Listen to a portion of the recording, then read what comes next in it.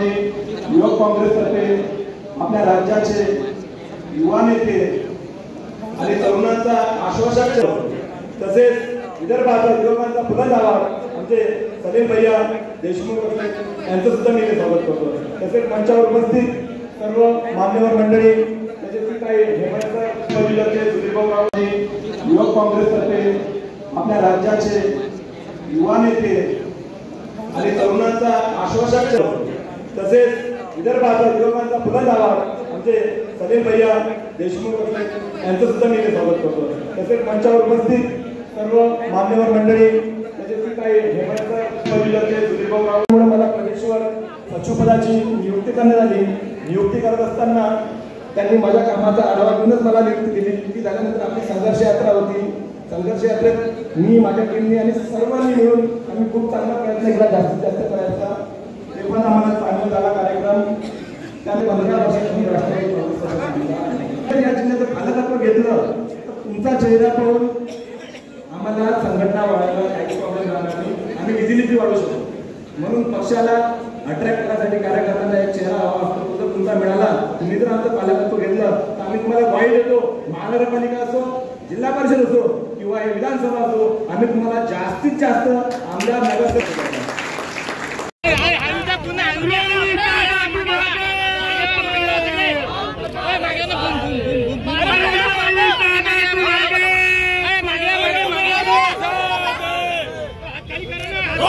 तुम आगे बढ़ो, हम तुम्हारे साथ हैं। नितिन भाई तुम आगे बढ़ो,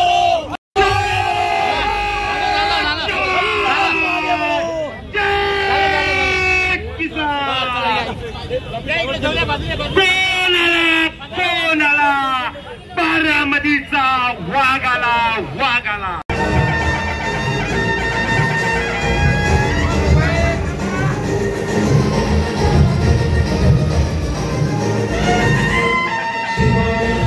आपण जेव्हा स्वागत करतो महिला भगिनींना मी अशी विनंती करतो ज्या आपल्या शहराच्या अध्यक्ष आहेत वर्षाताई भटकर तेजस्वीताई भारतदे मी या सगळ्या महिला मंडळींना विनंती करतो की त्यांनी रोहित दादा आणि सुनीता देशमुख यांचं स्वागत करा। सगळ्या महिला भगिनींना तुम्ही सुद्धा स्टेजवर या। काय लढायचं? लढण्यासाठी लढायचं का जिंकण्यासाठी लढायचं? एकदा जोरात सांगा जिंकण्यासाठी लढायचं। हात वर करून सांगा की आम्हाला जिंकायचे। महायुतीला हरवायचे ना? नक्की का? हे भारी झालं स्वच्छ काही बोलू नये मला काय आपल्या महाविकास आघाडीचा प्रत्येक उमेदवार निवडून आणण्यासाठी प्रामाणिकपणे प्रयत्न करणार का? नक्की का? तुम्ही तयार असेल तुम्ही जर निश्चय केला असेल आणि तर मग नक्कीच परिवर्तन झाल्याशिवाय राहणार नाही। ते परिवर्तन या पवित्र भूमीमध्ये संतांच्या भूमीमध्ये ज्या संतांनी आपल्या सगळ्यांना संदेश दिलाय की जात भेद बाजूला ठेवा काय पाहिजे तर माणुसकी पाहिजे माणुसकी जपली पाहिजे। या संतांच्या भूमीमध्ये परिवर्तन हे तुमच्या माध्यमातून घडणार म्हणजे घडणार असा विश्वास या कार्यकर्त्याला वाटतो। एवढंच या ठिकाणी सांगून जातो रामकृष्ण। त्यामुळे ह्या सगळ्या गोष्टी तुम्हाला लोकांना सांगाव्या लागतील। जेव्हा त्यांना विकासच करता येत नाही ते काय करतील तर द्वेष पेरतील द्वेष। काल झालं काल परवा इथं काय झालं का आंदोलन हिंदू खतरे में है केरळात भाजपचं सरकार राज्यात भाजपचं सरकार आणि हे काय म्हणतात हिंदू खतरे में। आता दोन्हीकडे तुमचं सरकार असताना हिंदू खतरे में असेल तर जबाबदार कोण? कोण जबाबदार? तुम्हीच जबाबदार ना। पण बांगलादेशमध्ये जी घटना झाली त्याचा निषेध आम्ही सर्वजण करतो पण तिथं झालेल्या घटनेचं आंदोलन नाही तर इथं तुम्ही जो मोर्चा काढला तर महाराष्ट्रातच का काढता? गुजरातमध्ये नाही काढत, मध्य प्रदेशमध्ये नाही काढत, उत्तर प्रदेशमध्ये नाही काढत का? तिथे इलेक्शन आहे ना। इलेक्शन कुठे? महाराष्ट्रात। मग हिंदू मुस्लिम कुठे करणार? महाराष्ट्रात। ओबीसी मराठा कुठे करणार? महाराष्ट्रात। का? त्यांना राजकीय पोळ्या बांधायच्या। जाता जाता फक्त साधा प्रश्न आहे हे येतील दंगल घडवतील दंगल घडवण्याचा प्रयत्न तिथे करतील जे काही ते करतील त्याच्यामध्ये इथे काय MIDC मध्ये कंपनी येणार आहे का? हे द्वेषाच्या राजकारणामुळे तुमची जी मुलं आहेत हाताला काम मिळणार आहे का? सोयाबीनचा भाव वाढणार आहे का? कपाशीचा भाव मिळणार आहे का? हे जे छोटे मोठे व्यापारी स्वप्न घेऊन बसलेत, व्यवहार वाढेल, मोठं काहीतरी होईल या शहरामध्ये. इथं काय त्यांच्या हातामध्ये अधिकचे काय 4 पैसे येणार आहेत का? जो कोणी रिअल इस्टेटमध्ये असेल, लोकांच्या हातात पैसा नसेल तर घरं कशाला कोण बांधायला घेतले नाही तर कोण ती घरं घेते.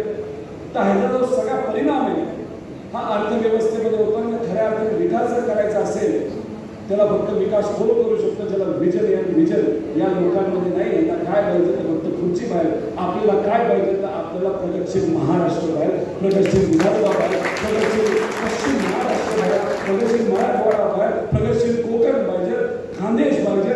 पण प्रगती पाहिजे. प्रगती झाली तर आमचं कुठं कुटुंब जगणार आहे. नाही आज आम्हाला जगणं अडचणीचं झालं आणि त्याच्यावर आज कोणी बोलेना. म्हणून ही लढाई मोठी आहे. पण या लढाईमध्ये पलीकडे खूप पैसा येणार आहे. मग आपण काय करायचं? काय करायचं? पलीकडनं पैसा आला काय करायचं? लढायचं का नाही लढायचं? भूक लागली नक्की काय? तुम्हाला लागणार नाही, कळणार पण नाही तुम्हाला लागली काय. आणि जबरदस्त भूक लागली का नाही? हा बोलतो तुमच्या हे नांदगावमध्ये MIDC काय झालं झाले नाही झाले. अजून काय घेतलंय? स्टेशन BOT वर काय केलं? अमरावती रेल्वे स्टेशन जाऊ द्या. गव्हर्नमेंटच्या कॉन्ट्रॅक्टरला दिली ना. कोणाला जमीन दिली? कोणाला दिली? तुमच्यातल्या एखाद्या व्यावसायिकाला दिली का? कोणाला मिळाली? किती? 2 वर्षासाठी दिली? मग किती वर्षासाठी दिली? 99. आणि तिथे काय बोलतोय? जमिनीची किंमत काय असेल? अवघ्याने किंमत काय असेल त्या जमिनीची? किती? किती स्क्वेअर फीट आहे? आणि किती किंमत झाली त्याची? 200 कोटी. आणि कुणी घेतली? त्यांना कशाचं काय पडले? त्याचंच पडले ना. आपल्याला कशाचं पडले? आपल्या कुटुंबाचं पडले का नाही? गेल्या 10 वर्षामध्ये त्यांनी तुमच्यासाठी काय केले का? ठीक आहे, कदाचित दिवाळीमध्ये काहीतरी वाटतात ते असं मला कळालं. काय वाटलं? चिवडा वाटला, किराणा वाटला, साड्या वाटल्या. आपल्या मताची किंमत किती? साडी आणि किराणा. म्हणजे 5 वर्ष तुम्हाला विचारायचं नाही. म्हणजे फक्त एवढंच करायचं. आपल्याला काय पाहिजे? नोकऱ्या पाहिजे. आम्हाला हाताला काम पाहिजे, पोटाला अन्न पाहिजे. बरोबर का नाही? म्हणजे इलेक्शन ताब्यात घ्यावं लागेल. घेणार का? काय तुमचा आवाज नाही हे वाटतं बाबा मला. बाकी विदर्भाच्या ठिकाणी गेल्यानंतर आवाज असा एकदम जोशवाला असतो. अमरावतीमध्ये आल्यानंतर मला माहित नाही की युवा बसले का कोण बसले. लढायचं नाही. 14ला भाषण करत असताना हा दुबला करेल काय डबल करेल तेव्हा हा भाव होता 4000. आता किती? पण आपल्या काळामध्ये कपाशीला भाव हा 12,000च्या पुढे गेला होता. आठवतं नाही? आता किती? फक्त सोयाबीनच्या शेतकऱ्याच्या या महाराष्ट्रामध्ये गेल्या वर्षी किती रुपये नुकसान झालं? 25,000 कोटी. दिले का तेवढे पैसे सरकारने? कपाशीमध्ये 15,000 कोटीचं नुकसान झालं. आले का कपाशीच्या शेतकऱ्याकडे मदत? दुष्काळ जाहीर झाला का नाही मला माहित नाही ते. आणि जाहीर झाला असं तरी पैसे मिळाले का नाही मला माहित नाही. विम्याचा पैसा आला का नाही मला माहित नाही. आता शेतकऱ्याच्या हातामध्येच पैसा येणार नसेल तर या शहरामध्ये असणारे छोटे मोठे व्यापारी त्यांच्या हातामध्ये कसा पैसा येणार आहे? जे काही कॉलेजेस असतील तिथे जी आमची मुलं शिकतात, जर शेतकऱ्याच्या हातामध्ये पैसा नाही आला तर ती मुलं फी कशी देणार आहे? येण्या जाण्याचा खर्च कसा बसवणार? हॉस्टेलच्या फी कशा बसणार? स्पर्धा परीक्षा देणाऱ्या मुलांना आंदोलन करावं लागतं. त्या ठिकाणी जर तेव्हा ते विषय मांडतात तेव्हा फडणवीस साहेब काय म्हणतात? ही लोक सिरियस नाही आणि दिवे लावणार का असंही काय बोललं जातं. म्हणजे युवांच्या बाबतीत तुम्ही काय केलं? ते शेतकऱ्याच्या बाबतीत काय करत नाही, कष्टकऱ्यांच्या बाबतीत काय तुम्ही करत, मध्यमवर्गीयांच्या बाबतीत करत नाही. आणि महिलांच्या बाबतीत काय, दररोज एका महिलांवर त्या ठिकाणी अत्याचार होतोय. अहो बदला लहानच्या मुलींवर अत्याचार झाला, पण सरकारमधून कुणी काय बोलायला तयार नाही. मुख्यमंत्री साहेब म्हणतात आपण जे बोलतोय म्हणजे तुम्ही आपण सर्वजण त्या घटनेचा निषेध करतो. आपण जेव्हा निषेध करतो तेव्हा मुख्यमंत्री साहेब म्हणतात तुम्ही राजकीय भूमिका घेता. अरे म्हणजे आमची लहान बहीण त्या ठिकाणी जेव्हा अत्याचार होतो त्याच्या विरोधात आम्ही आंदोलन करत असेल तर आम्ही राजकारण करतो. मग तुम्ही आंदोलन करता तेव्हा काय, छत्रपती शिवाजी महाराजांच्या विरोधात तुमचे नेते बोलले तेव्हा तुम्ही आंदोलन नाही केलं. जेव्हा डॉक्टर बाबासाहेब आंबेडकरांचा अपमान झाला तेव्हा तुम्ही नाही बोलला. जेव्हा तिथं महात्मा फुलेंच्या विरोधात तिथं तुमचे काही नेते आणि काही ठराविक लोक बोलले तेव्हा तुम्ही शांत बसला. आणि जेव्हा सावरकरांवर तुम्ही बोलता तेव्हा मोठं आंदोलन तुम्ही करता. मग आम्ही काय म्हणायचं, फक्त तुम्हाला सावरकरच पडलेत का? सावरकरांच्या विरोधात मी नाही, तेही मोठे होते, पण हे बाकीचेही मोठे होते ना. आज तिथं कोकणामध्ये छत्रपती शिवाजी महाराजांचा पुतळा पडला म्हणजे हे पैसे कुठं खातात बघा. मी 50,000 कोटीचा भ्रष्टाचार या राज्यामध्ये झालेला सगळ्यांना दाखवून दिलं. तिथं एका महान व्यक्तीचा पुतळा करण्यासाठी, स्मारक करण्यासाठी यात सुद्धा तुम्ही पैसे खाता. ही तुमची लायकी, या लेवलला तुम्ही जाणार आहात. अहो किती पैसे खाणार तुम्ही आणि तोच पैसा इलेक्शन मध्ये तुम्ही वापरणार. हे जे काही चाललंय या महाराष्ट्रामध्ये आपल्याला परवडणार नाही. त्यामुळे येत्या काळामध्ये बऱ्याच काही योजना आपल्याला दाखवल्या जातील, छान चोखी दाखवली जाईल, पण त्याचं काही खरं होणार नाही यांच्याकडे. यांना काय पाहिजे तर फक्त लाडकी खुर्ची पाहिजे, बाकी काय नाही. आता हे नेते गेले दिल्लीला, अमरावतीसाठी काय आणलं का आपल्याला? जेव्हा भाजपला इलेक्शनचा टाइम येतो तेव्हा विदर्भ आठवतो आणि सत्तेत जेव्हा जातात ते विदर्भाला विसरून जातात. आज सत्तेत आहे का नाही? सोयाबीन उत्पादक शेतकरी सगळ्यात जास्त कुठे सांगा, कपाशी उत्पादक शेतकरी कुठे जास्त सगळ्यात. मग या शेतकऱ्यांच्या बाबतीत काही निर्णय घेतलाय का? संत्रा मोसंबी आहे, नागपूरची मोठी MIDC आहे, अमरावतीची MIDC आहे. बरं ह्यांच्याकडे सत्ता होती ना 2014 पासून आतापर्यंत 8-9 वर्ष होती. काय केलं, काय आणलं वेगळं? आणला का प्रोजेक्ट? कॉपी केली. काय म्हणायचं ते, थांबा महाराष्ट्राचं सरकार काहीतरी योजना आणते त्याचा आपण अभ्यास करू, मग आपल्या राज्यामध्ये आपण आणू. हा आपला स्वाभिमान होता, हे आपले विचार होते, ही आपली दूरदृष्टी होती आधीच्या नेत्यांची. पण 14 पासून आतापर्यंत एक तर नवीन योजना आणलीच नाही. पण आता दुसऱ्या राज्याच्या ते सुद्धा भाजप शासित राज्याच्या योजना महाराष्ट्रामध्ये कॉपी करतात का? त्यांना संदेश द्यायचा आहे, महाराष्ट्राचा विचारच करत नाही. महाराष्ट्रामध्ये दूरदृष्टीच राहिली नाही. महाराष्ट्राला मागास व्हायला लागले, गुजरात पुढे चालले, मध्य प्रदेश पुढे चालले आणि म्हणून दुसऱ्या राज्यातल्या आम्ही योजना या इलेक्शन डोळ्यासमोर ठेवून काही गडबडीने कॉपी करतोय. मग काय दाखवताय तुम्ही? आम्ही कमी आहोत, महाराष्ट्र कमी आहे असं तुम्ही दाखवताय. हे आम्हाला नाही पटत, तुम्हाला पटतंय का? आता घाई गडबडीने एका रात्रीत तुम्ही या विधानसभेला निवडून येण्यासाठी तुम्ही योजना कॉपी करता आणि पेस्ट करता आणि त्याच्यात माझ्या माता भगिनींना लाईनीत उभं राहावं लागतं.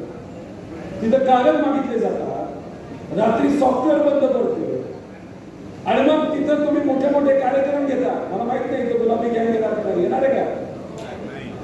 नाही ना, येणार असेल का? येणार आहे. आता ते टार्गेट देणार, टार्गेट कार्यकर्त्याला देत नाही, ते तहसीलदाराला देतात, कलेक्टरला देतात, BDOला देतात, ग्रामसेवकला देतात, आशाताईला देतात, अंगणवाडी सेविकाला देतात. काय आपल्याला गर्दी करायची, लोकांना घेऊन या, धरा 5 कोटी रुपये. मुख्यमंत्री आले तर ते म्हणतात धरा 15 कोटी रुपये. आणि जर पंतप्रधान साहेब आले तर म्हणतात की धरा 40 कोटी रुपये. का? लोक आणण्यासाठी. ठीक आहे, अडचणीचे असतात, गरीब असतात, 1000 रुपये दिले तर ते येऊन जातात. पण ज्या कुठल्या आपल्या सभा होतात तिथं स्वाभिमानाने स्वखर्चाने लोक येत असतात आणि म्हणून आपल्या ज्या सभा होतात त्या अशा एकदम जोशवाल्या सभा होत असतात.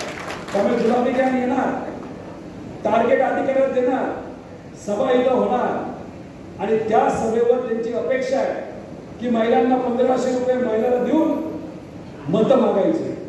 म्हणजे पैसा कोणाचा? तुमचा. तुमचा टॅक्सचा पैसा आपल्या राज्याच्या तिजोरीत जातो आणि हे काय करतात? गुलाबी यात्रा काढतात, त्याच्यावर मतं मागतात. पण मला साधा प्रश्न तुम्हाला सगळ्यांना विचारायचा आहे. ठीक आहे, हे शहरी भाग असला तरी तुमच्याकडे किती शेतकरी तिथं? शेती विषयावर व्यापार करणारे किती आहे? काय सोयाबीनचा भाव 3800च्या आसपास आहे असं आम्हाला कळलं.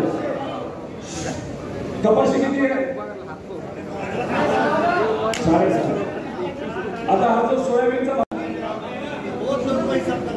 बहुत लोगों का हिसाब करना है, करने का टाइम आ गया, हमारा टाइम आ गया हिसाब करने का, और वो हिसाब हम करेंगे और इसी इलेक्शन में करेंगे. अहो बघा हे कसे काम करतात सांगतो तुम्हाला. तुमच्या या राज्यावर तुमचं प्रेम आहे का? या शहरावर तुमचं प्रेम आहे का? या जिल्ह्यावर तुमचं प्रेम आहे का? या महाराष्ट्रामध्ये राहणारा प्रत्येक मराठी माणूस याच्यावर तुमचं प्रेम आहे का? मग या महाराष्ट्राची अस्मिता जो कोणी संपवण्याचा प्रयत्न करत असेल त्या व्यक्तीच्या नाही तर त्या विचाराच्या विरोधात आपण लढणार का नाही लढणार? आता तुमच्या जे अनेक युवा इथं मला दिसतात, डिग्री आहे का? काम आहे का? तुम्ही ग्रॅज्युएट झाला, पोस्ट ग्रॅज्युएट झाला, तुमचे आईवडील कदाचित कमी शिकले असतील पण प्रामाणिकपणे तुम्हाला त्यांनी उच्च शिक्षित बनवलं, खूप कष्ट केले, शेतात राबले, कष्ट केले, शहरामध्ये छोटे मोठे व्यवसाय केले, पण तुम्हाला त्यांनी शिकवले. पण आपली अडचण काय? हाताला काम नाही. अहो 2014 पासून आतापर्यंत 10 लाख कोटीपेक्षा जास्त गुंतवणूक महाराष्ट्राच्या भाजपच्या नेत्यांनी, गुजरातचे नेते जे दिल्लीत बसतात त्यांना खुश करण्यासाठी सगळी गुंतवणूक कुठं पाठवली? आता त्यातली काही इन्व्हेस्टमेंट इथं झाली असते नसते. इथं आपल्या नागपूरमध्ये मोठे प्रोजेक्ट येणार होते, टाटाचा प्रोजेक्ट येणार होता, बरंच काय. एक प्रोजेक्ट जो आला असता टाटाचा, एअरबसचा, 25,000 लोकांना नोकरी मिळाली असते. किती? 25,000. सगळे उच्च शिक्षित. इथून पण काही जण गेले असते तिथे. अमरावतीमध्ये एखादी कंपनी आली असती तर मग इथल्या मुलांना काम मिळालं असतं का नसतं? कमीत कमी पगार किती मिळाला असता? 15,000, 20,000, 25,000. बरोबर का नाही? पण 25,000 हे 1,500 रुपयापेक्षा जास्त आहेत का नाही? पण सरकार काय करते? 1,500 रुपये देते आणि म्हणते की बघा आता खुश राहा. म्हणजे हे प्रोजेक्ट तुम्ही दिले, आमच्या त्या आईची जी मुलं आहेत, मातेची जी मुलं आहेत, नातवंड आहेत, त्यांना आज नोकऱ्या नाही का? गुजरातची तुम्ही तिथं चमचेगिरी केली, गुजरातला मोठं तिथं तुम्ही केलं. आता ही जी योजना आणली ना, ती योजना कुठून कॉपी केली? मी काय बोललो का तुम्ही सांगितलं. आता पूर्वी कसं असायचं की महाराष्ट्रामध्ये ज्या तुम्ही चांगल्या योजना आहेत, ज्या कुठल्या चांगल्या योजना आहेत, पहिलं महिला धोरण आपण दिलं, त्यानंतर तुम्ही मनरेगा घ्या, शेतीच्या पाण्याच्या योजना घ्या, पिण्याच्या पाण्याच्या योजना घ्या, ग्राम विकास घ्या, महिला व बाल कल्याण घ्या, त्यानंतर महिला आयोग घ्या, अशा बरेच काय कृषीचे काही धोरण आपल्या महाराष्ट्रातले अस्तित्वासाठी. अस्तित्व कोणाचं? त्यांचं, व्यवसायाचं, जो काय धंदे त्यांचे असतील ते. आणि आपली लढाई कशाची आहे? स्वाभिमानाची आणि विचाराची लढाई. बरोबर नाही? मग स्वाभिमानाची लढाई मोठी असते का नसते? आपल्यापेक्षा कितीतरी मोठा स्वाभिमान असतो, आपल्यापेक्षा कितीतरी मोठं महाराष्ट्र धर्म असतो, आपल्यापेक्षा कितीतरी मोठं देशप्रेम असतं, या भूमीवरचं प्रेम असतं, या परिसरामध्ये काहीतरी व्हावं हे तुम्हाला वाटतं का नाही वाटत? पण अमरावतीमध्ये गेल्या काही वर्षांमध्ये काही बदल झालेला तुम्हाला दिसतो का? आहे तसं आहे? किती मोठ्या कंपन्या आल्या इथं? म्हणजे पूर्वी आपल्या काळामध्ये जे आपण MIDC आणली होती तेवढीच MIDC आहे का? इथं 2-3 आपण मोठ्या कंपन्या आल्या होत्या, त्याच्या पलीकडे जाऊन अजून नवीन कुठलीच नाही आली काय?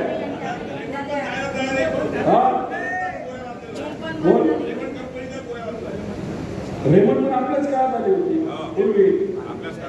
मग यांच्या काळात काय आले? काय आले? काय आणि मग तरी कसं कुठले ना? मला तर कुणी सांगितलं काही लोकांना पाट्या लावायच्या सवय असतात. पाट्या काम तर होत नाही, नुसतं पाट्या लावायच्या. आता ठीक आहे, आपला मतदारसंघ तरी कळला पाहिजे ना, कुठून चालू होतो, कुठे संपतो. मला असं कळलं की बच्चू कडू साहेबांच्या मतदारसंघातली एक फॅक्टरी, तिथे जाऊन इथले आमदार तिथे जाऊन पाट्या लावायला गेले की नाही? मग आता तुमच्याकडे एक चान्स आहे पाठी बदलायचा. म्हणजे आजीवरनं काय करायचं? आजीवरनं माझे आमदार पाठी तुमच्या हातात आहे का नाही? पण लढावं लागेल ना. पण लढायला तयार आहात का तुम्ही? काय तुमचा आवाज कमी असतो, हात वर करून सांगा लढायला तयार आहात का नाही? आता ठीक आहे, सलील भाऊ तुम्ही सांगितलं 3 वरनं 4 वर घेऊन जावा. तुमचं मत साहेबांपर्यंत पोहोचवतो, जयंत पाटील साहेबांपर्यंत पोहोचवतो. तुमचं मत अनिल देशमुख साहेबांनी समजून घेतलंय. हे सर्व जे आपले पदाधिकारी त्यांच्याशी सुद्धा चर्चा ही जयंत पाटील साहेबांची झाली, तुमच्याशी चर्चा झाली, साहेबांबरोबर सुद्धा या सर्व नेत्यांची चर्चा झाली. त्यात थोडीशी भर मी सुद्धा जाऊन टाकतो की कुठल्या कुठल्या मतदारसंघामध्ये आपले तिथले कार्यकर्ते एकदम चार्ज आहेत. आणि मग तुमचं म्हणणं साहेबांपर्यंत पोहोचवल्यानंतर साहेब त्या बाबतीत निर्णय काय घेतात हे आपण बघूया. पण नक्की तुमच्या बाजूची भूमिका प्रामाणिकपणे आम्ही तिथं मांडू असा शब्द या ठिकाणी देतो. एकाच मतदारसंघाबद्दल मी बोलतो. अजून कुठला अमरावतीमध्ये मतदारसंघ आहे का तिथून हद्दपार करायचं त्या लोकांना? शहरामध्ये आहे का? वडनेर झाला आपण बोलतो नाही, शहरामध्ये आहे का? इथले प्रामाणिक माणसं तुम्ही सर्वजण आहात. कुणी असं आहे का जे विचाराला गद्दारी करून पलीकडे गेले?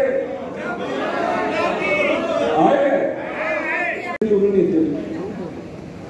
तुम्हाला आजच या ठिकाणी सांगतो की या महाराष्ट्रामध्ये 3 महिन्यानंतर आपल्या विचारांचा म्हणजे महाविकास आघाडीचं सरकार येणार म्हणजे येणार हे काय बदलायची कामगिरी. पवार साहेबांनी काय सांगितलं होतं? 35 खासदार कमीत कमी आपले निवडून येणार. हो का नाही? पण ठीक आहे, काही ठिकाणी पिपाणी होती, पिपाणी गडबड झाली, मतं त्याच्याकडे गेली. थोडेसे आपले उमेदवार काही कारणास्तव तिथं आपले जिंकू शकले नाही. पण मग महाविकास आघाडी म्हणून आपण आकडा किती गाठला? 31चा आकडा गाठला. हे फार लांब नाही. आता पवार साहेब काय म्हणतात? या आमदारकीला या विधानसभेमध्ये महाविकास आघाडीला कमीत कमी 220 जागा येणार म्हणजे येणार. काही दिवसांपूर्वी एका अधिकाऱ्यांना भेटलो, केंद्रातले अधिकारी होते, तसे दक्षिण भारतातले पण केंद्र सरकारमध्ये काम करतात. त्यांनी सहज मला विचारलं की सर्वे करायचे नाही तर ते एका विशिष्ट विभागाचे, कुठल्या विभागाचे मी सांगणार नाही, चुकून एखादा व्हिडिओ कोणाकडे गेला तर विचारा अडचणी देईल. त्यांनी मला विचारलं की किती तुमचे कमीत कमी महाविकास आघाडीचे निवडून येणार? मला म्हटलं अधिकारी विचारतो म्हणजे कमी सांगावं, कशाला उगाच त्याच्याकडे काय आपल्याला माहिती मिळणार आहे. म्हणजे 155च्या आसपास आमचे महाविकास आघाडीचे कमीत कमी निवडून येते. ती व्यक्ती माझ्याकडे आश्चर्याने बघायला लागली. म्हणलं काय चुकलं का काय? त्यांचा आकडा आपल्यापेक्षा कमी का काय? त्यांनी सांगितलं आम्ही जो इंटरनल रिपोर्ट केंद्र सरकारला पाठवलेला आहे त्याच्यामध्ये महाविकास आघाडीचे कमीत कमी 180 आमदार निवडून येणार आहेत आणि म्हणून इलेक्शन पुढे ढकललेलं आहे. मग कोण घाबरलं? कोण घाबरलंय? कोण घाबरलंय? अरे भाजपची सत्ता कुठे? फक्त महायुती, त्याच्यामध्ये भाजप आहे, त्यात एकनाथ शिंदेचा पक्ष आहे, त्यानंतर अजितदादांचा गुलाबी पक्ष आहे. असे 3 पक्ष मिळून त्यांची सत्ता या महाराष्ट्रामध्ये आहे. म्हणजे हे तिघही कोणाला घाबरले? महाविकास आघाडीला घाबरले. ते पण खऱ्या अर्थाने कोणाला घाबरले? पवार साहेब आहेत, उद्धव ठाकरे साहेब आहेत, काँग्रेसचे नेते, पण खऱ्या अर्थाने कोणाला घाबरले? जनतेला घाबरले. मराठी जनता, मराठी माणसं कोणाला घाबरत नाही, दिल्लीसोबत कधीच झुकत नाही. बरोबर की नाही? आपण काय अमरावतीमध्ये येण्यापूर्वी मी काय पत्रकारांशी बोलत होतो. त्यांनी मला सांगितलं वातावरण लय भारी महाविकास आघाडीचं, चांगले, पण महायुतीचे नेते काय म्हणतात, आमदार काय म्हणतात, त्याच्यामध्ये एक अपक्ष आमदार आहे. ते म्हणाले त्यांचं मत आहे 100 कोटी लागू, 200 लागू, 300 लागू, किती लागू, मी खर्च करायला तयार आहे. मी विचारलं असं का म्हणतात, तुम्हाला काय वाटतं? पत्रकारांनी सांगितलं खासदारकी तर गेलीच, आमदारकी गेल्यानंतर सगळंच संपेल. आणि मग उद्या जाऊन इथं जे काय दडपशाही करावी लागते, व्यवसाय जे त्यांचे असतील, तुम्हालाच माहिती काय व्यवसाय त्यांचे, आणि कुठं कुठं जमिनी आहेत माहिती ना तुम्हाला, ते सगळं संपेल ना. मग ते तर त्यांचं असं मत आहे पैसे वाचते. आता तुम्ही लाल किल्ल्यावर एक भाष्य केलं आणि दुसऱ्या दिवशी इलेक्शन कमिशनचे जे अधिकारी होते त्यांनी काय सांगितलं की जम्मू आणि काश्मीरचं इलेक्शन आपण पहिल्यांदा घेऊया, हरियाणाचं पहिल्यांदा घेऊया आणि महाराष्ट्राचं आपण नंतर कधीतरी घेऊया. इलेक्शन कमिशनचे अध्यक्ष बोलत असले तरी घाबरलेलं भाजप त्याच्या माध्यमातून त्या ठिकाणी ते बोलत होतं. ते कोणाला घाबरले? तर तुम्हाला घाबरलेलं आहे.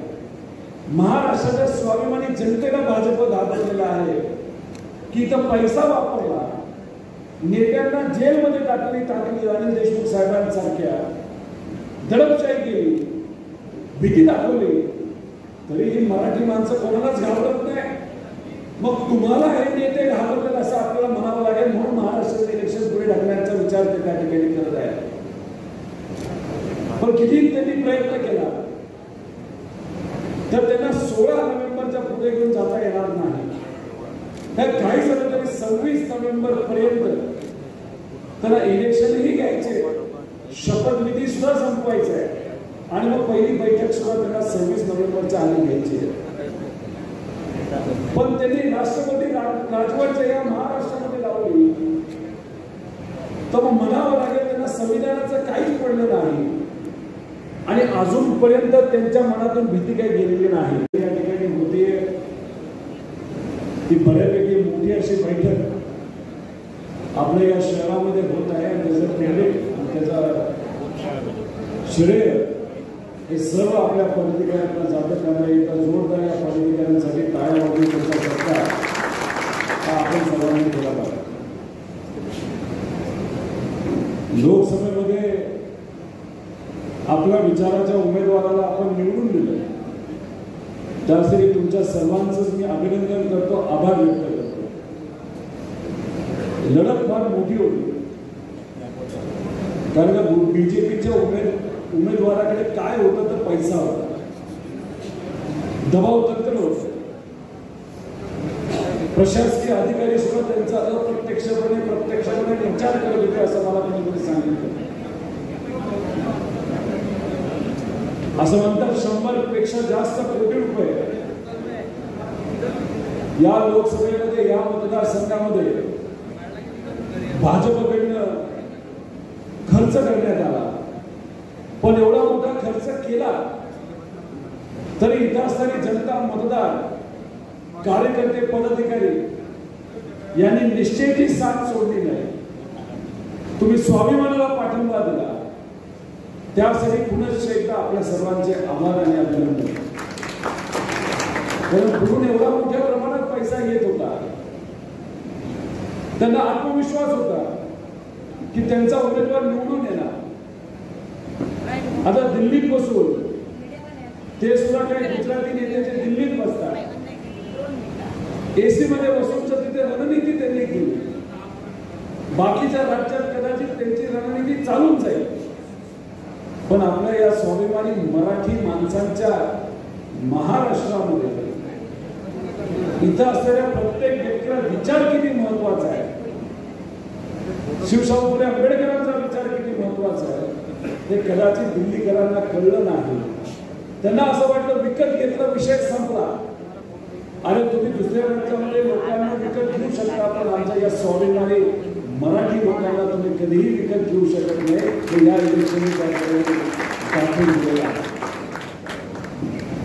म्हणजे घाबरले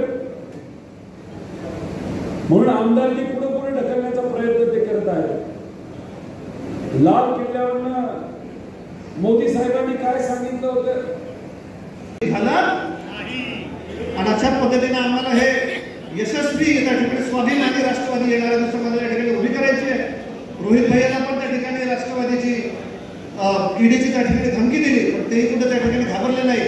आपण पाहाल येणाऱ्या दिवसामध्ये महाविकास आघाडीची सत्ता या महाराष्ट्रामध्ये येते आणि महाराष्ट्रामध्ये त्यांना वाटलं की 132 160 सीटा जर का महाविकास आघाडीच्या आल्या तर अशामध्ये आपलं काय होणार, म्हणून आता लाडकी बहीण काढली, लाडका भाऊ काढला, तुमची वाचवण्यासाठी हा खेळ आहे असं मला त्या ठिकाणी आपल्याला आवर्जून सांगायचं आहे.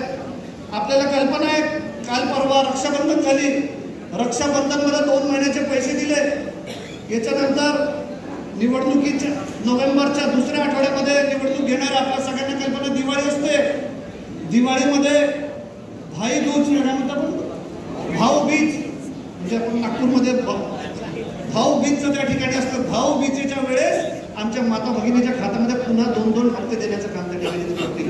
पण कुठेही आपल्याला विचार करायचा आहे की हा महाराष्ट्रामध्ये शाहू फुले आंबेडकराला एक पुरोगामी विचार करणारा हा मतदार आहे.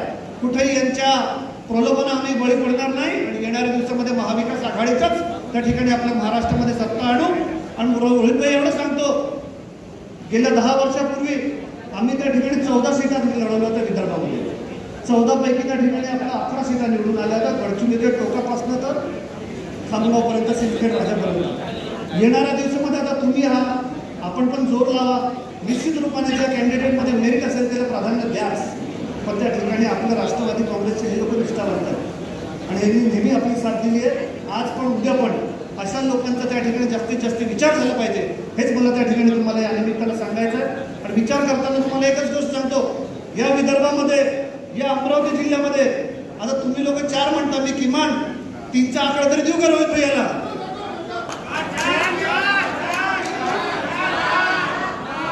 फक्त संविधान आहे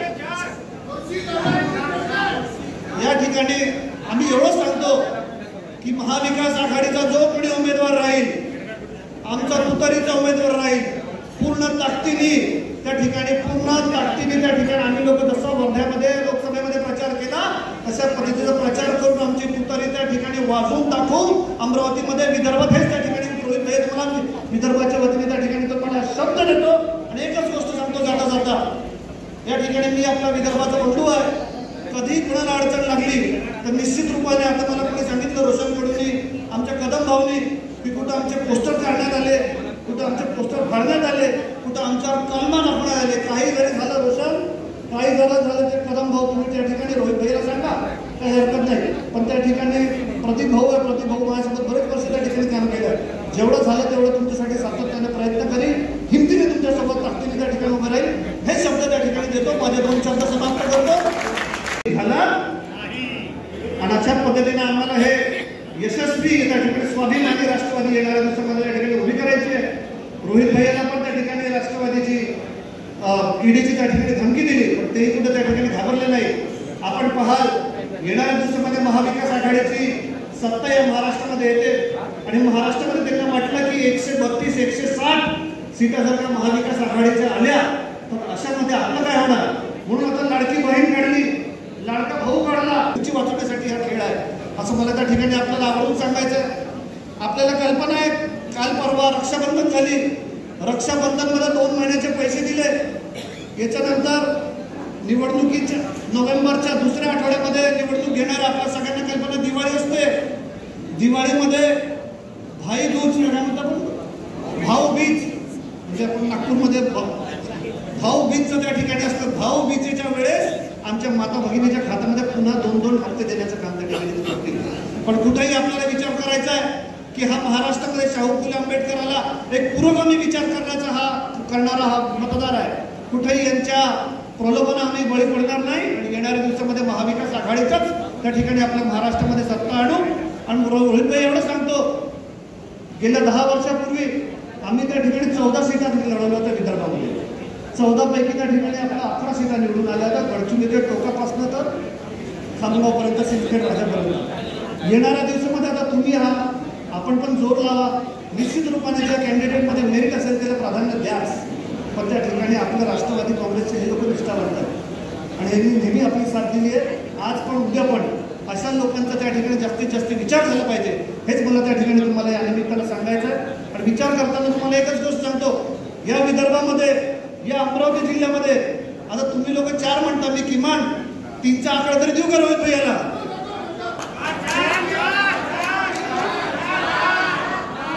फक्त संविधान आहे या ठिकाणी. आम्ही एवढंच सांगतो की महाविकास आघाडीचा जो कोणी उमेदवार राहील, आमचा तुतारीचा उमेदवार राहील, पूर्ण ताकदीने त्या ठिकाणी आम्ही लोक जसा वर्ध्यामध्ये लोकसभेमध्ये प्रचार केला अशा पद्धतीचा प्रचार करून आमची तुतारी त्या ठिकाणी वाजवून दाखवू. अमरावतीमध्ये, विदर्भात हेच त्या ठिकाणी रोहित भाई तुम्हाला विदर्भाच्या वतीने त्या ठिकाणी तुम्हाला शब्द देतो. आणि एकच गोष्ट सांगतो जाता जाता, या ठिकाणी मी आपला विदर्भाचा बंधू आहे. कधी कुणाला अडचण लागली तर निश्चित रूपाने, आता मला कोणी सांगितलं रोशन कडूनी, आमच्या कदम भाऊनी, की कुठं आमचे पोस्टर काढण्यात आले, कुठं आमचे पोस्टर फाडण्यात आले, कुठं आमच्यावर कलमा दाखवण्यात आले. काही जरी झालं रोशन, काही झालं ते कदम भाऊ तुम्ही त्या ठिकाणी रोहित भाईला सांगा, काही हरकत नाही. पण त्या ठिकाणी प्रतीक भाऊ माझ्यासोबत बरेच वर्ष त्या ठिकाणी काम केलं. जेवढं झालं तेवढं तुमच्यासाठी सातत्याने प्रयत्न करीन, हिमतीने तुमच्यासोबत ताकदीने त्या ठिकाणी उभं राहील, हे शब्द त्या ठिकाणी देतो. माझे 2 शब्द समाप्त करतो. त्याच्यापैकी अमरावती जिल्ह्याचे 5 तालुके होते: वरुड, मोर्शी, धामणगाव रेल्वे, नांदगाव खंडेश्वर, चांदूर रेल्वे. आणि या ठिकाणी या सगळ्यांनी मदत करून त्या ठिकाणी आपल्या ठिकाणी वर्ध्याची लोकसभेची सीट निवडून आणण्यासाठी खूप मदत केली. धन्यवाद सगळ्यांना, टाळ्या. त्याच पद्धतीनं अमरावती जिल्ह्याची जी आपली मित्र पक्षाची सीट होती काँग्रेस पक्षाची, त्याला सुद्धा खांद्याला खांदा लावून आमचा हा राष्ट्रवादी काँग्रेस पक्षाच्या कार्यकर्त्यांनी काम केलं. पण कोणीही दुमानू शकत नाही की त्या ठिकाणी आज जो काही विजय या अमरावती जिल्ह्यामध्ये काँग्रेस पक्षाचा झाला आहे, त्याच्यामध्ये सिंहाचा वाटा हा आमचा राष्ट्रवादी काँग्रेस पक्षाचा कार्यकर्त्याचा पण आहे. हे सगळं करत असताना कुठेतरी नवीन उमेद, नवीन पक्ष बांधणी त्या ठिकाणी आपल्याला या ठिकाणी करायची आहे. आपल्या सगळ्यांना कल्पना आहे की 10 सीटा या महाराष्ट्रामध्ये सन्माननीय शरद पवार साहेबांनी लढवल्या. 10 नाही तर रोहित भैयाच्या बैठकीमध्ये जातात. वास्तविक आपण मागितलं असतं तर आपल्याला अजून जास्त भेटले असते. पण सन्माननीय शरद पवार साहेबांचे विचार असे आहे की आपल्याला 1 पाऊल मागे घेतलं तरी चालेल, पण सगळ्या पक्षांना समाविष्ट करून घ्यायचा आहे. आणि जो मोठा भाऊ असतो खऱ्या अर्थाने तो त्या ठिकाणी लहान लहान गोष्टी पोटात घालतो, पण सगळ्यांचं एकोबा बांधायचं काम कोणी करत असेल तर या राज्यामध्ये, देशामध्ये सन्माननीय शरद पवार साहेब आहे, आपला स्वाभिमान आहे. हे सगळं करत असताना आपण पहा 10 पैकी 8 तर आपल्या निवडूनच आल्या. एक कुठंतरी ह्या निवडणूक आयोगाने, मीडिया पुढे आहे त्यांच्या पुढे बोलतो, निवडणूक आयोगाने बेमानी केली आणि आमची हातची साताराची सीट आम्हाला तिकडे गप्पा लागली. वास्तवात साताराची सीट असेल किंवा ते अमोल कीर्तीकरची सीट असेल, खरंच संविधान आपण मानणारे लोक असेल तर या ठिकाणी पुन्हा त्यांनी त्या ठिकाणी निवडणूक घेऊन घ्यायला पाहिजे. दूध का दूध, पाणी का पाणी येणार दिवसामध्ये करून गेलं असतं काय होतं. या ठिकाणी मी आपल्याला सांगतो, रोहित भैयाचं काम मोठं चांगलं आहे. आपण गेल्या 5 वर्षामध्ये आमदार म्हणून त्यांना पाहतो, टीव्हीमध्ये आपण त्यांच्या त्या ठिकाणी घेतलेल्या भूमिका पाहत असतो. काल परवाच त्यांनी त्या ठिकाणी NPSCचा मोठा प्रश्न सोडवला. वेळ प्रसंगी सन्माननीय शरद पवार साहेबांनी पण सांगितलं की मागच्या वेळेस मी पण तिकडे गेलो होतो, रात्री किती वाजले तरी चालेल पण NPSCच्या विद्यार्थ्यांची मुदत वाढ ही झालीच पाहिजे.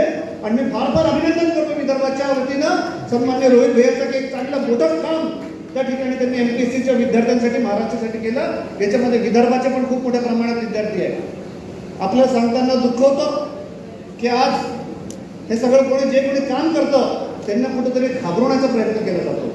त्यांना कुठेतरी दडपशाही करण्याचा प्रयत्न करत जातो। रोहित भैया असतील, त्याच्यावर पण त्या ठिकाणी ईडीची कारवाई झाली। जेव्हा रोहित भैयावर ईडीची कारवाई झाली, सन्माननीय सुप्रियाताई त्या ठिकाणी राष्ट्रवादी काँग्रेस पक्षाच्या कार्यालयात होते, मी तिकडे त्या कार्यालयात होतो। मी स्वतः बेलवर आहे, मी स्वतः माझ्या ईडीची कारवाई चालू आहे, माझ्या बहिणीवर चालू आहे, माझ्या आईवर चालू आहे, माझ्या भावावर चालू आहे, माझ्या भावाच्या बायकोवर चालू आहे। आम्ही पण कुठली तमा बाळगली ना, आम्ही ईडीच्या कार्यालयाच्या पुढे खाली बसलो होतो की आमचा भाऊ इकडे खाली येतो, जे बनतं ते करून घ्या। अशा पद्धतीचं निर्भीड नेतृत्व आपल्याला त्या ठिकाणी लाभलं आहे। कुठेतरी आवाज उचलला, कुठेतरी सरकारला बुचकळ्यात टाकलं, कुठेतरी खरं बोललं तर ईडीची कारवाई होते। आणि अशा पद्धतीची ईडीची कारवाई करणारा व्यक्ती कोण आहे? आणि तो व्यक्ती करणारा कोणी नाही, आमच्या विदर्भातलाच आहे रोहित भैया। हे सगळं ईडीचा खेळ, सीबीआयचा खेळ करणारा आमच्या विदर्भातला, आमच्या नागपूरचाच व्यक्ती आहे, सगळ्यांना माहिती आहे त्या ठिकाणी।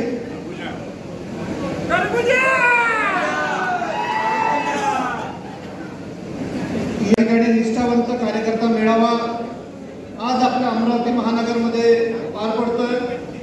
या निष्ठावंत कार्यकर्ता मेळाव्यासाठी आवर्जून आपलं हातचं काम सोडून, आपल्या मतदारसंघाचं काम सोडून, आपलं सगळं काम सोडून त्या ठिकाणी आपल्या अमरावतीकरांच्या विनंतीला मान देऊन आपलं राष्ट्रवादी काँग्रेस पक्ष याच्या मजबूतीकरणासाठी आलेले महाराष्ट्राचे युवा नेते आमदार रोहित पवार, मी विनंती करतो अंबानगरीच्या सगळ्यांनी टाळ्या वाजवून त्यांचं त्या ठिकाणी स्वागत करा। सकाळपासून पाहाल तर कधी कोणा मोठ्या मंत्र्याची भेट, त्याच्या माध्यमातून कुठे मोठे काम येऊ शकतात का? त्याच्यानंतर वरुण मोर्शीची बैठक, त्याच्यानंतर अमरावती, त्याच्यानंतर आता देशमुख साहेब आणि प्रदीप भाऊ जिथं त्या ठिकाणी प्रेसची भेट ठेवतील त्या ठिकाणी भेट, मग उद्या पुन्हा वाशिम जिल्हा, अशा पद्धतीचा विदर्भाचा दौरा आमच्या रोहित भैयाचा आहे। आज या कार्यक्रमासाठी हेमंत देशमुख सर, गणेश या 1 महिन्याच्या कार्यकाळात आम्ही बघत आहोत की आज आपल्या पक्षाला जे आतापर्यंत युवकांचं जे संघटन होतं ते किती होतं आणि आज आपल्या एका महिन्यात आपण किती केलं हे तुमच्या समोर आहे। यानंतर शहराची परिस्थिती 2002 पासून आपण पाहत आहोत। 2002ला आपल्या पक्षाचे दादा आदरणीय रोहित दादा, प्लीज माझ्या नियुक्तीला फक्त 1 महिना झाला। युवक काँग्रेसतर्फे आपल्या राज्याचे युवा नेते आणि तरुणांचा आश्वासन, तसेच विदर्भाचा युवकांचा फुलंद आवाज आमचे सलीम भैया देशमुख यांचं सुद्धा मी स्वागत करतो। तसेच मंचावर उपस्थित सर्व मान्यवर मंडळी, त्याचे काही जिल्ह्याचे सुधीरभाऊ रावमुळे मला प्रदेशवर सचिवपदाची नियुक्ती करण्यात आली। नियुक्ती करत असताना त्यांनी माझ्या कामाचा आढावा घेऊनच मला नियुक्ती दिली। ती झाल्यानंतर आपली संघर्ष यात्रा होती। संघर्ष यात्रेत मी, माझ्या टीमने आणि सर्वांनी मिळून आम्ही खूप चांगला प्रयत्न केला जास्तीत जास्त करायचा। ते पण आम्हाला चांगला झाला कार्यक्रम। त्याने 15 वर्षात मी राष्ट्रवादी काँग्रेस पक्षात या जिल्ह्याचं पालकत्व घेतलं तर तुमचा चेहरा पाहून आम्हाला संघटना वाढवायला काही प्रॉब्लेम राहणार नाही, आम्ही विजिबिलिटी वाढवू शकतो। म्हणून पक्षाला अट्रॅक्ट करण्यासाठी कार्यकर्त्यांना एक चेहरा हवा असतो, तो जर तुमचा मिळाला, तुम्ही जर आमचं पालकत्व घेतलं तर आम्ही तुम्हाला वाईट देतो। महानगरपालिका असो, जिल्हा परिषद असो किंवा विधानसभा असो, आम्ही तुम्हाला जास्तीत जास्त आमदार नगरसेवक। मला प्रदेशवर सचिवपदाची नियुक्ती करण्यात आली। नियुक्ती करत असताना त्यांनी माझ्या कामाचा आढावा घेऊनच मला नियुक्ती दिली। ती झाल्यानंतर आपली संघर्ष यात्रा होती। संघर्ष यात्रेत मी, माझ्या टीमने आणि सर्वांनी मिळून आम्ही खूप चांगला प्रयत्न केला जास्तीत जास्त करायचा। ते पण आम्हाला चांगला झाला कार्यक्रम। त्याने 15 वर्षात मी राष्ट्रवादी काँग्रेस पक्षात या जिल्ह्याचं पालकत्व घेतलं तर तुमचा चेहरा पाहून आम्हाला संघटना वाढवायला काही प्रॉब्लेम राहणार नाही, आम्ही विजिबिलिटी वाढवू शकतो। म्हणून पक्षाला अट्रॅक्ट करण्यासाठी कार्यकर्त्यांना एक चेहरा हवा असतो, तो जर तुमचा मिळाला, तुम्ही जर आमचं पालकत्व घेतलं तर आम्ही तुम्हाला वाईट देतो।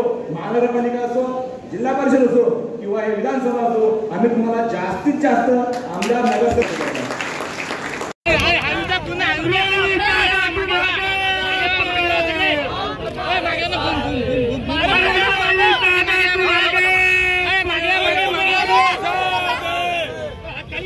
रोहित दादा तुम आगे बढ़ो, हम तुम्हारे साथ हैं। नितिन भाई तुम आगे बढ़ो,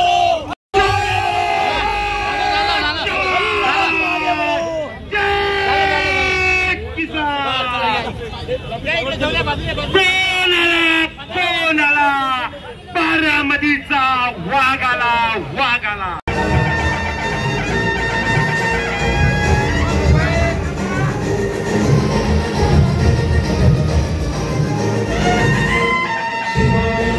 आपण तिचं स्वागत करतो. महिला भगिनींना मी अशी विनंती करतो, ज्या आपल्या शहराच्या अध्यक्ष आहेत वर्षाताई भटकर आणि तेजस्वीताई भारते, मी या सगळ्या महिला मंडळींना विनंती करतो की त्यांनी रोहित दादा आणि सुनीता देशमुख यांचं स्वागत करा.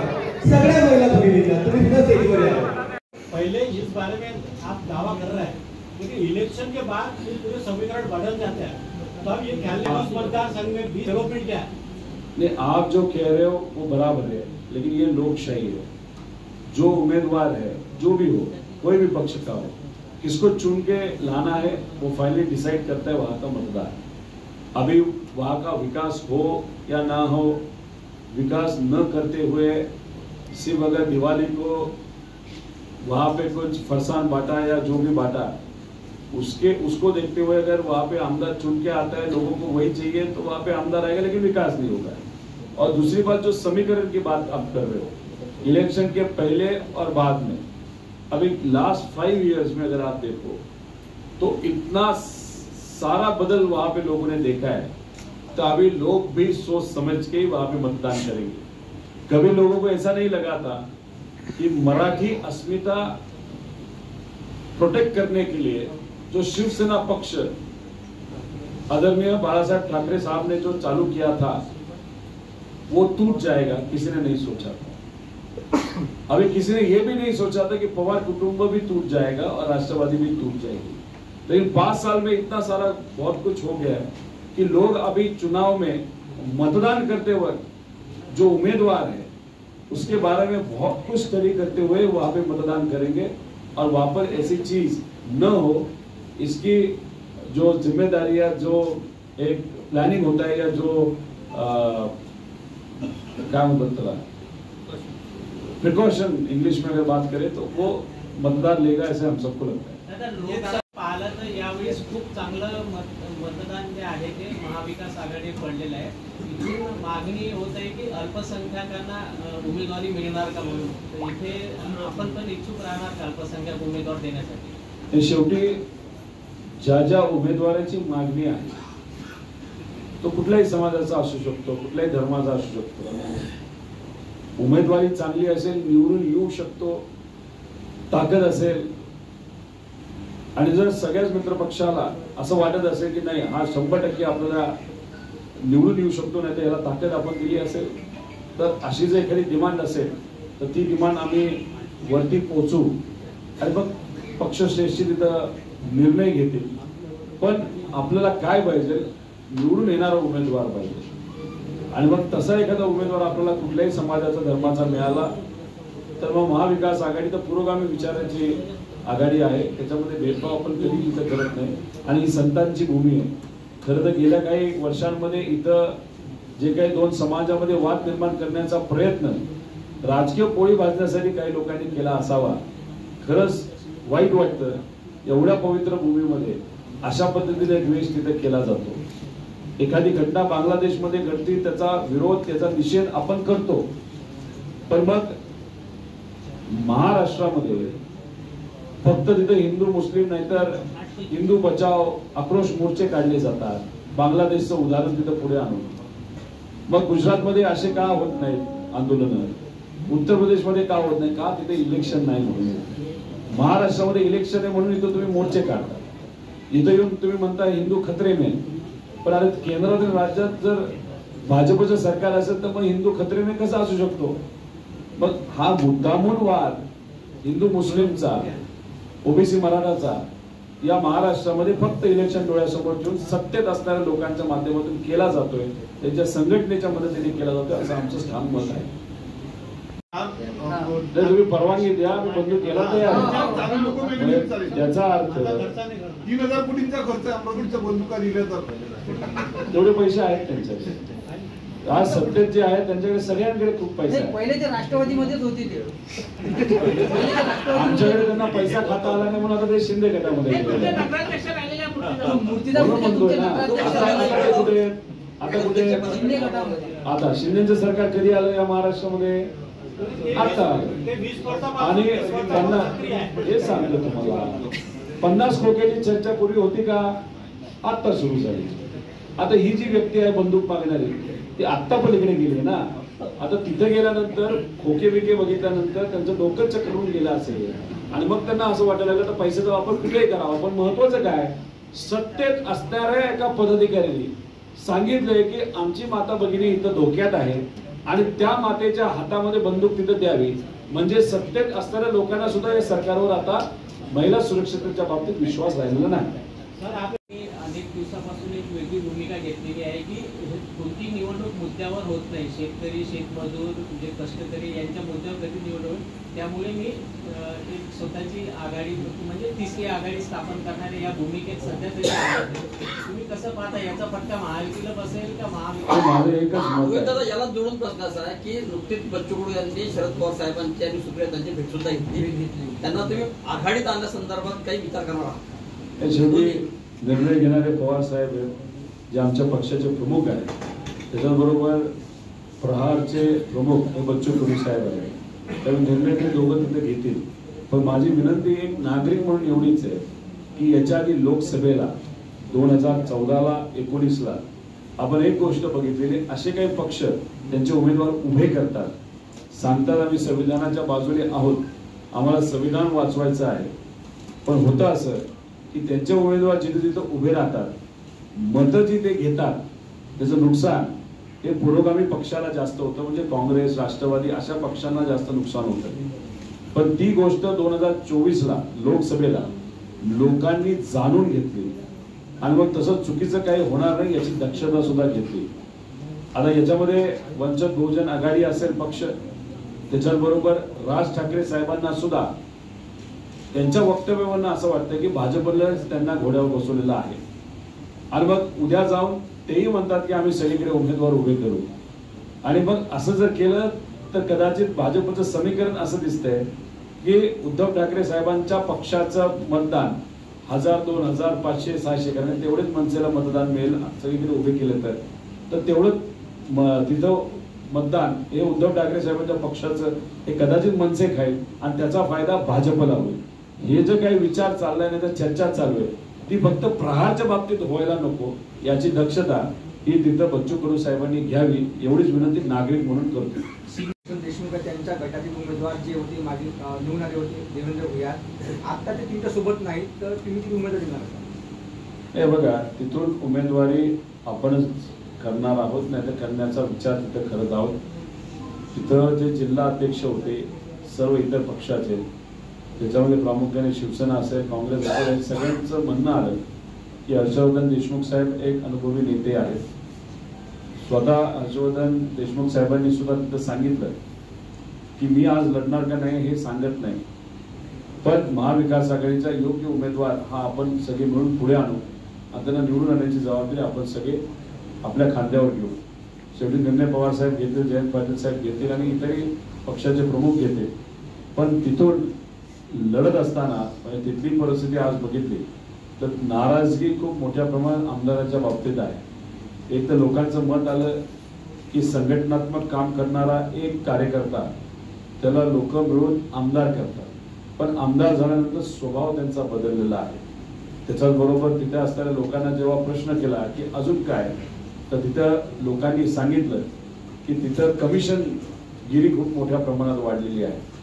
कुठल्याही कामामध्ये कमिशन घेतल्याशिवाय काम होत नाही अशी चर्चा तिथे लोकांकडनं ऐकली. आणि मग तिथे सोयाबीनचे प्रश्न खूप मोठे आहेत, आपल्या संत्र्याचा मोसंबीचा प्रश्न तिथं मोठा आहे, त्याच्याबरोबर कपाशीचा प्रश्न मोठा आहे. आणि आज जे सत्तेत गेले, सत्तेत जात असताना सांगितलं आम्हाला विकास करायचा, पण मग विकासाच्या बाबतीत आणि शेतकऱ्यांच्या खऱ्या अडचणीच्या बाबतीत तिथले आमदार कुठलाही मुद्दा न मांडल्यामुळे, सत्ता असताना सुद्धा कुठलीही मदत शेतकऱ्याला न मिळाल्यामुळे त्यांच्या विरोधात वातावरण दिसतंय. आणि लोकांनी निर्णय तिथं घेतल्यासारखा वाटतोय की तिथून महाविकास आघाडीचा नवीन कुठला तरी चेहरा अनुभवी सुद्धा असू शकतो आणि नवीन असू शकतो हा तिथं निवडून दिला जाईल.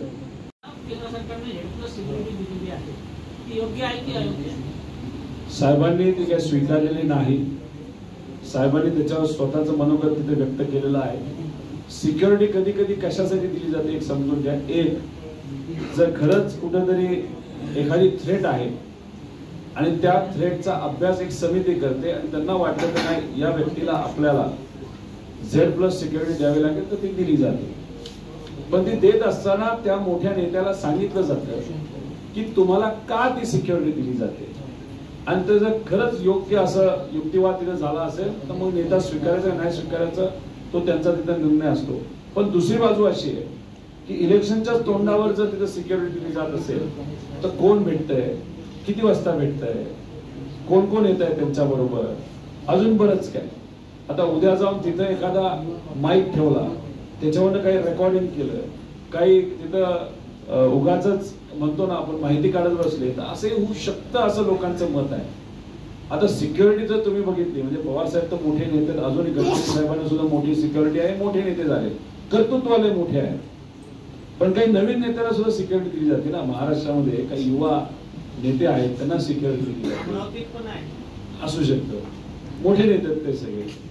म्हणजे त्याच्यामध्ये जर आपण बघितलं तर आज पोलिसांमध्ये आता मला असं वाटतं की अमरावतीचे सगळेच पत्रकार महाराष्ट्रामध्ये काय चाललंय याचा अभ्यास करून असावे.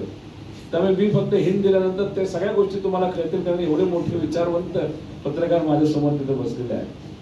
आता मग याच्यामध्ये जे काही आज चाललंय की पोलीस नाहीत म्हणून कुठेतरी चुकीच्या घटना घडतात, महिलांवर अत्याचार होतात, आणि दुसऱ्या बाजूला शिंदे गटाच्या प्रत्येक आमदाराबरोबर 10 पोलीस तिथं आहेत, 2 पोलिसांच्या गाड्या आहेत, आणि मग त्याच्याच बरोबर काही आमदारांच्या इथं 10 लोक 20 लोक तिथं फक्त प्रोटेक्शन मध्ये साठी का की फक्त कळावं आम्ही आलोय, नाही तर कुठेतरी असं वाटावं की नाही आम्ही VIP आहोत. असं असेल तर त्यांनी गिव्हअप करावी आणि ती सिक्युरिटी अख्खी सामान्य लोकांच्या भल्यासाठी वापरली जावी असं आमचं मत आहे. दादा ते पाहून आता मतदार उभे वाटते का? पण उमेदवारी द्यायला कोण जबाबदार आहे?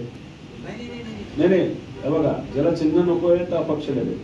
अशा 288 पैकी अहो ऐका ना, मीच ते बोलतो, किती ठिकाणी अपक्ष लोक उभे राहतात. म्हणजे व्यक्ती सुद्धा महत्वाचा आणि पार्टी सुद्धा महत्वाची. पार्टीसाठी कशासाठी महत्वाची आहे की विचारसरणी तिथे कळते.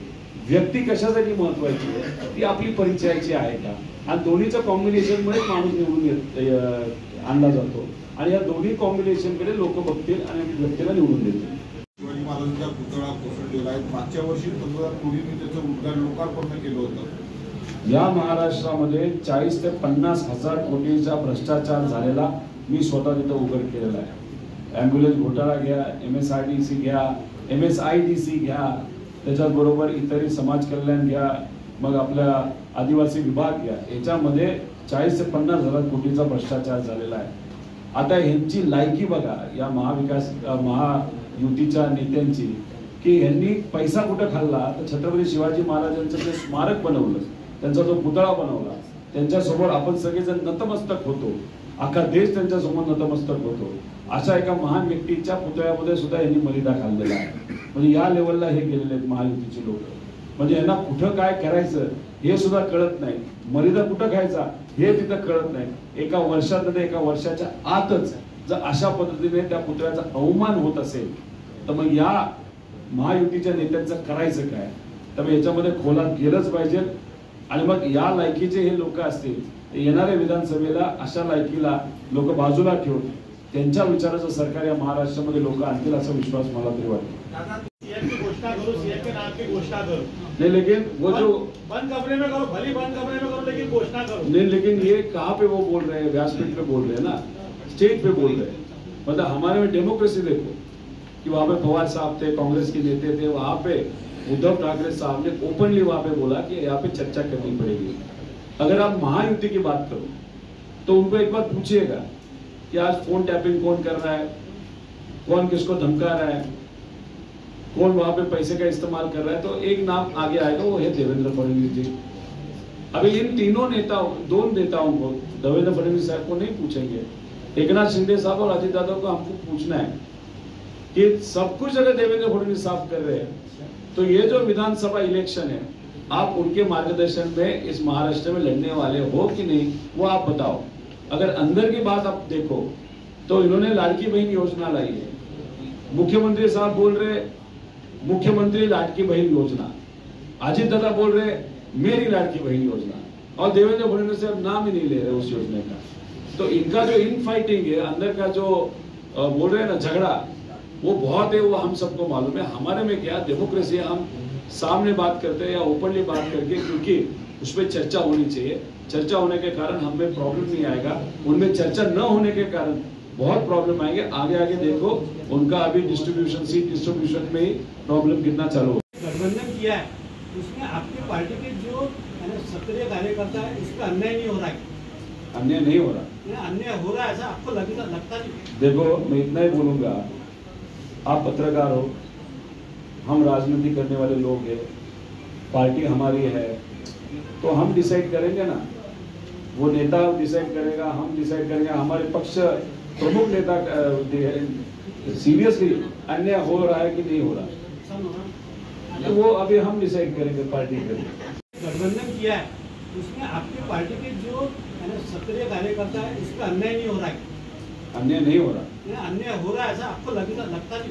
देखो मैं इतना ही बोलूंगा, आप पत्रकार हो, हम राजनीति करने वाले लोग हैं, पार्टी हमारी है, तो हम डिसाइड करेंगे ना, वो नेता डिसाइड करेगा, हम डिसाइड करेंगे। हमारे पक्ष प्रमुख नेता सीरियसली अन्याय हो रहा है कि नहीं हो रहा, तो वो अभी हम डिसाइड करेंगे पार्टी के। गठबंधन किया है उसमें आपकी पार्टी के जो सक्रिय कार्यकर्ता है, इसका अन्याय नहीं हो रहा है? अन्याय नहीं हो रहा, अन्याय हो रहा है ऐसा आपको लगता नहीं? देखो मैं इतना ही बोलूंगा, आप पत्रकार हो, हम राजनीति करने वाले लोग हैं, पार्टी हमारी है, तो हम डिसाइड करेंगे ना, वो नेता डिसाइड करेगा, हम डिसाइड करेंगे। हमारे पक्ष प्रमुख नेता सीरियसली अन्याय हो रहा है कि नहीं हो रहा, तो वो अभी हम डिसाइड करेंगे पार्टी के। उत्साहाचं वातावरण आहे, पण अशातच तुमच्या मतदारसंघामध्ये कर्जत जामखेडमध्ये प्राध्यापक मधुकर राडेकर जे आहे त्यांनी तुमच्यावरती गंभीर आरोप केले आहे। त्यांनी असं म्हटलं आहे की आम्हाला नोकरासारखं वागवतात आणि यांनी जी निवडणूक जिंकलेली आहे फक्त पैशाच्या बळावर म्हणजे निवडणूक पुढे जिंकलेली आहे, काय सांगा? आता ह्याला काय बोलणार? जर एखादा व्यक्ती खऱ्या अर्थाने सामान्य लोकांच्या हितासाठी काम करत असता तर अशा व्यक्तीला मी कधीच जाऊन दिलं नसतं।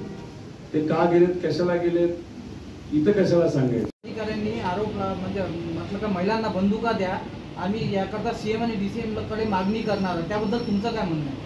मग ह्याच्यावर एकच समजावं लागेल की आमदारालाच आता असं वाटायला लागलंय, नंतर माजी खासदाराला सुद्धा, ते सुद्धा सत्तेतल्या लोकांना असं वाटायला लागलं की महिला सुरक्षित नाही। पदाधिकारी शिंदे गटाचे पदाधिकारी आहेत ना, मोठे नेते आहेत ना, की महिलांना काही बाहेरचे सुद्धा आहेत, इतर जिल्ह्यातले सुद्धा काही पदाधिकारी इथं आलेले आहेत, जे जयंत पाटील साहेब, पवार साहेबांना नेहमी भेटत असतात, मलाही भेटत असतात। या भागामध्ये आल्यानंतर युवा संघर्ष यात्रेमध्ये या भागातून मी गेलेलो आहे, अनेक युवा तिथून गेले होते आणि तेव्हा काही लोकांची ओळख झाली होती, त्यात काही नवीन उमेदवार नाही, ते इच्छुक सुद्धा आहेत। तर आज मी इथं आलो, कोणत्या मतदारसंघासाठी विदर्भाच्या कानाकोपऱ्यातून तिथं आलेले आहेत। नाही, अमरावतीत 8 मतदारसंघ आहेत, त्यापैकी अमरावतीत जे तुम्हाला भेटले सवृत्त तर सगळीकडे चांगला उत्साह आहे।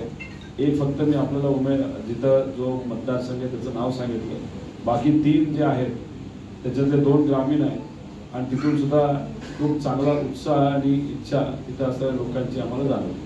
बडनेरा मतदारसंघावर आज फोकस दिसला बैठकीच्या माध्यमातून, त्या ठिकाणी शिवसेनेनं देखील दावा केलेला, मागील वर्षी तिथे निवडणूक लढवली होती शिवसेनेनं, आता देखील 3 ते 4 उमेदवार त्यांची इच्छुक आहेत। आता बघा ना, आमचे सुद्धा 2 ते 3 उमेदवार तिथे इच्छुक आहेत, त्यांचे 3 ते 4 आहेत। आता शहरामध्ये ही बैठक झाली, त्यामुळे टार्गेट हे शहरातलेच आमदार तिथे झालेले आपण सर्वांनी बघितले।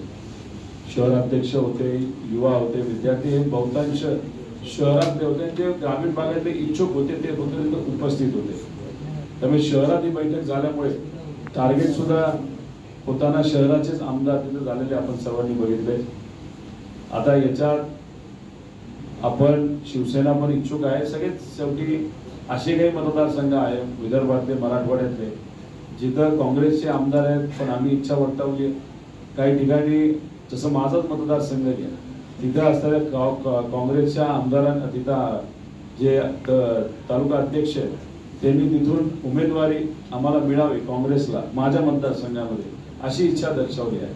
त्यामुळे इच्छा दर्शवायला काय हरकत नाही, पण निर्णय घेणारे अखेर प्रमुख अनुभवी नेते असतात, तेच त्यावेळेस निर्णय घेतात. मुळशीवरून त्या जागा कोणत्या आणि दरवेळेस बडनेर हा मतदारसंघ राष्ट्रवादीच्या कोट्यात, त्यांना तुम्ही प्राधान्य द्याल का यावेळेस? आता याच्यामध्ये प्राधान्य 100% आम्ही तिथं देऊ.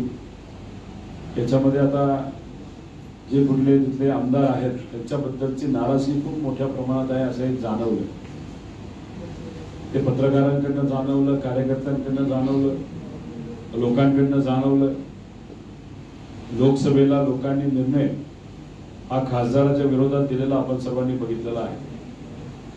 इथं आल्यानंतर लोकांची जी चर्चा आहे की इथले जे नेते आहेत, जे आमदार आहेत, त्यांचं लक्ष जमिनीवर जास्त असतं, व्यवसायावर जास्त असतं. आणि कुठेतरी लोकांचं मत आलं की दिवाळी आली की फक्त शिधा तिथं वाटला तर होऊन जातं, साड्या वाटल्या तर होऊन जातं. पण लोकसभेमध्ये आपण बघितलं की पैसा मोठ्या प्रमाणात वाटून सुद्धा इथला भाजपचा उमेदवार हारलेला आहे. त्यामुळे विधानसभेमध्ये सुद्धा अशाच पद्धतीची परिस्थिती असू शकते.